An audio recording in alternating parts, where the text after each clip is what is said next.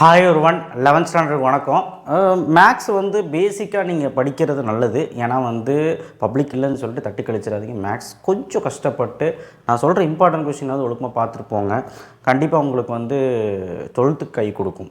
இவ்வளோதான் என்னால் சொல்ல முடியும். 11th வேறு எந்த தாட்டும் நான் சொல்ல முடியல. ஏன்னா படிக்கிறக்கே இன்ட்ரெஸ்ட் இல்லாமல் சில பேர் இருக்கீங்க. நிறைய பேர் வந்து படிக்கிறாங்க, அதுலேயும் படிக்கிறாங்க. நான் யாரையும் தப்பு சொல்லணும்னு நான் சொல்லலை, சொல்கிறேன்.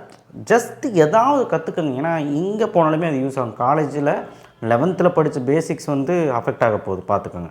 ஸோ அதனால் தயவுசெய்து எதை கோத்ரூ பண்ணுங்கள். அண்ட் சப்ஸ்கிரைப் பண்ணலாம் பண்ணுங்கள். கண்டிப்பாக லைக் பண்ணுங்கள். வாட்ஸ்அப் சேனல் லிங்க்கில் வந்து ஜாயின் பண்ணுங்கள்.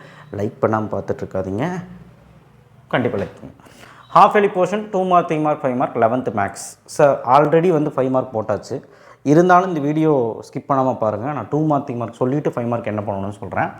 ஸோ அப்போ 2 மார்க் 3 மார்க்கை பொறுத்த வரைக்கும் நான் வீக் சார், ரொம்ப வீக் மேக்ஸில் அப்படிங்கிறவன் என்ன பண்ணுவோன்னா chapter 1, chapter 2, chapter 4, chapter 5, chapter 7, chapter 8, chapter 10, chapter 12 இந்த சாப்டரை மட்டும் படிச்சினாலே தாராளமாக 6 2 மார்க் 6 3 மார்க் எழுதலாம். வித்தவுட் கம்பல்சரி எதுலேருந்து வேணாலும் வரும். 7 5 மார்க் எழுதுறதுக்கும் நான் ஆல்ரெடி வீடியோ போட்டாச்சு. நான் அது என்னங்கிறது சொல்கிறேன். இப்போ 2 மார்க் 3 மார்க் வருவோம், சரிங்களா? இப்போ வீக் ஸ்டூடெண்ட் நான் சொன்னது சாப்டர்லாம் ஞாபகம் வச்சுக்கிட்டீங்கல்ல? ஓகே, நல்லா படிக்கிற குழந்தைங்களா இருந்தால் எல்லா சாப்டரும் பாருங்கள், ஓகேவா?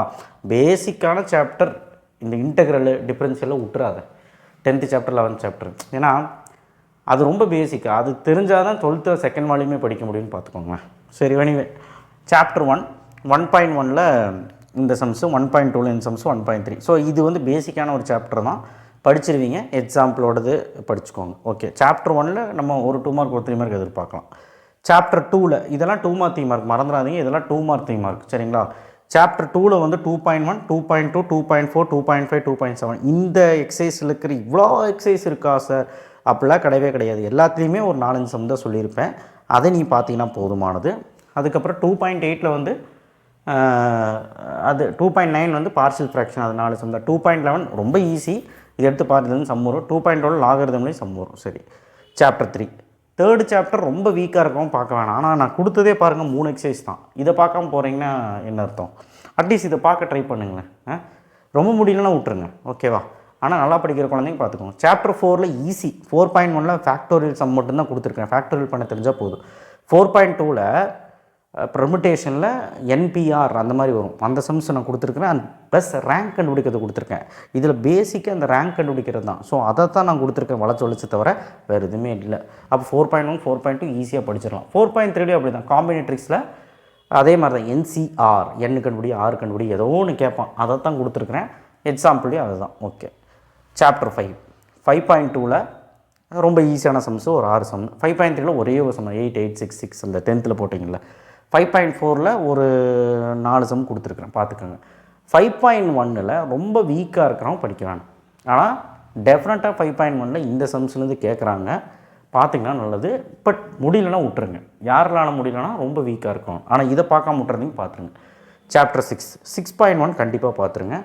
6.1 6.2 சார் ரொம்ப கஷ்டமாக இருக்குது சார், நிறைய சம்ஸ் இருக்குது சார், என்ன சார் பண்ணுறது அப்படின்னு கேட்டால் என்னை கேட்டால் என்ன சொல்லுவோன்னா 6.1 பார்த்துரு. 6.2ல் எக்ஸசைஸ் சம் மட்டும் பாரு அட்லீஸ்ட்டு. 6.3ல் முடிஞ்சா பாரு. ஆனால் 6.1 6.2ல் எக்ஸசைஸ் சம் பாரு. அண்ட் எக்ஸாம்பிள் 6.23 6.4ல் இதெல்லாம் இம்பார்ட்டன்ட். இல்லை சார் 6 சாப்டர் எனக்கு வேண்டாம்னா விட்டுறலாம், நான் ரொம்ப வீக்காக இருக்கும், டார்ச்சர் பண்ணல. நல்லா படிக்கிற குழந்தைங்க 6 சாப்டர் பார்த்துக்கோங்க. ஓகே, சாப்டர் 7 எல்லாருமே பார்க்கணும். 7.1ல் பேசிக் மேட்ரிக்ஸ் தான். Addition, into, skew matrix, transpose, இதுதான். ஸோ இந்த விஷயமெல்லாம் தெரிஞ்சதுனால இதெல்லாம் பார்த்துட்டு போயிடலாம். 7.2ல் வந்து பார்த்திங்கன்னா சாரஸ் ரூல்னு கேட்குறாங்க, அது நிறைய பேர் பார்க்க மாட்டேறீங்க. அதே மாதிரி ப்ராப்பர்ட்டி யூஸ் பண்ணுறது, டிட்டர்மெண்ட் எடுக்கிறது தான் கேட்குறாங்க. எக்ஸ் கண்டுபிடி, டிட்டர்மெண்ட் கண்டுபிடிச்சி வேல்யூ கண்டுபிடி, அதுதான் இங்கே கொடுத்துருக்குறேன். 7.3ல் ஒரே ஒரு சம். 7.4ல் இன்டூ பண்ணுறது. இதில் நீங்கள் எல்லாமே நீ பாரு. முக்கியமாக area of triangle, singular matrix, last 5 6 யாருமே போடுறதில்ல. ஸோ எக்ஸாம்பிள் சம்ஸு இந்த 7th சாப்டரே கை கொடுக்கும். ஒரு 2 மார்க் ஒரு 3 மார்க் வரும்.